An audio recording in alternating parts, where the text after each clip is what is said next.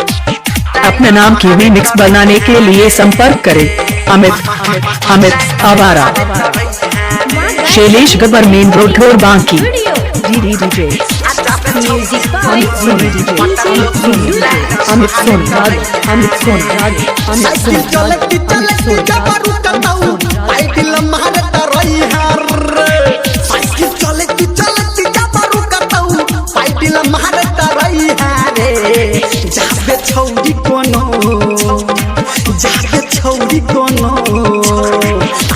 छौरी कोनो नहीं पटता हूँ लाइन मारे तरई रे।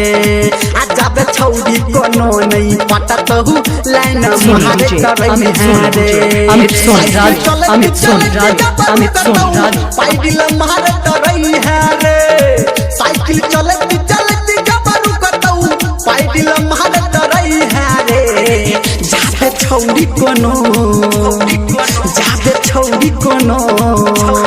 आजा छौरी कोनो नहीं पटता हूँ लाइन मारे तरई रे। जाबे छौरी कोनो नहीं पटता हूँ लाइन मारे तरई रे। क्या नाम है आपका? अमित आवारा, शैलेश गब्बर, मेन रोड ढोर बांकी। डीजे मिक्सिंग के लिए संपर्क करें अमित आवारा, शैलेश गब्बर, मेन रोड ढोर बांकी। छौरी जब हंसलो तो बुझी माल फसल हो, तोहर सूरत यहाँ ओकरा में बसल रे। छौरी जब हंसलो तो बुझी माल फसल हो, ओकर सूरत यहाँ तोरो में बसल।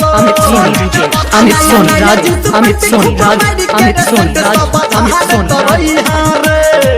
नया नया जींस पैंट खूब मार के सेंट सब झाल तरई रे। आजा छौरी कोनो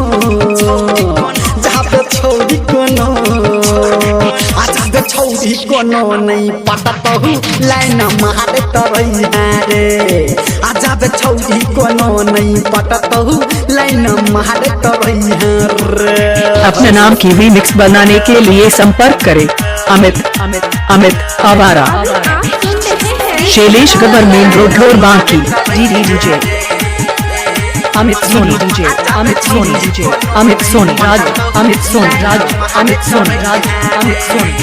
हाँ आगा पीछा जब तक छौरी के करब बादू में ना फाहा तू ही रे भरब।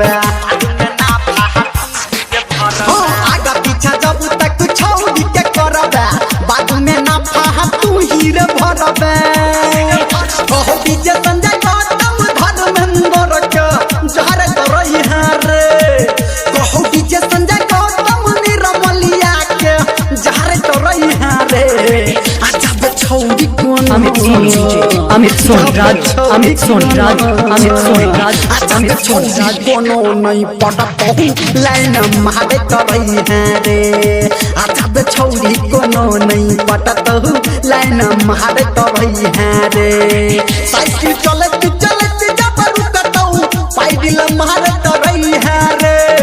साइकिल चलती चलती जबरू कतऊ पाइडिल मारे तरई रे। जाबे छौरी कोनो अपने नाम की रीमिक्स बनाने के लिए संपर्क करें अमित आवारा, शैलेश गब्बर, मेन रोड ढोर बांकी। डीजे मिक्सिंग के लिए संपर्क करें अमित आवारा, शैलेश गब्बर, मेन रोड ढोर बांकी।